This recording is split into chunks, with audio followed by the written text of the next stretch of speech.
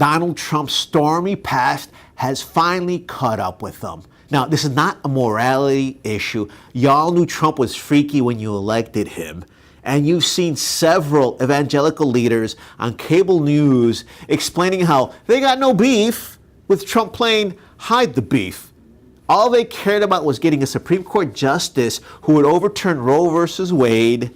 They wanted to keep their tax exemption status, and they wanted to be able to openly endorse the next presidential candidate after the impeachment. This also isn't about the law.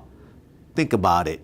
Donald Trump pardoned convicted racist, terrible Sheriff Joe Arpaio from Arizona. So you know he's going to pardon Manafort. You know he's going to pardon his sons if they ever go to jail. You know he's going to pardon himself. Heck, he probably would have pardoned Charles Manson if he hadn't died, just to get the American public used to this craziness.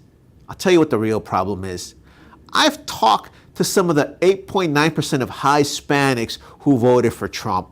Some of them voted for Trump because he's an alleged billionaire. And they thought that somehow, because he had money, they'd make money.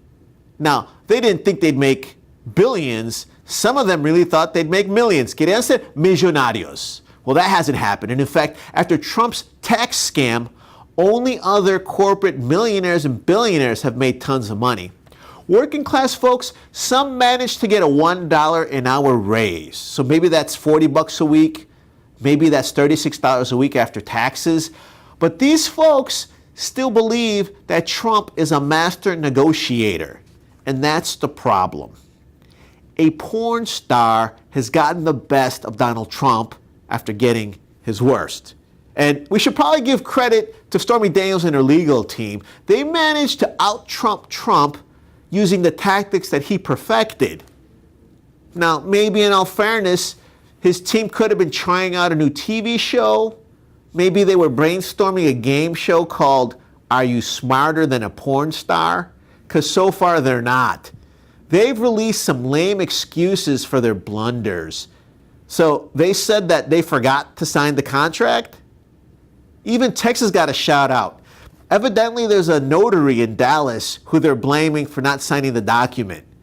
Even the fake name, David Dennison, is the alias used for this whole shenanigans.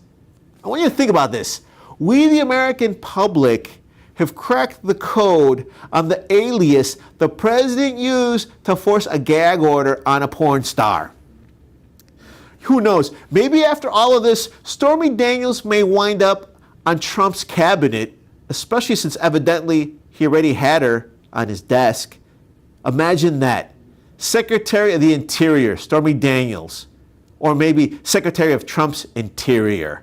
I'll tell you what, don't blame us. We here at The Other Side TV are just here to facilitate. So we've come up with the Spanish versions of titles for President Stormy Daniels' possible coming books or films. First title, Noches Calientes en la Casa Blanca. Second possible title, Sexo Malo con Trump. I'm Tony, and you've crossed over to the other side.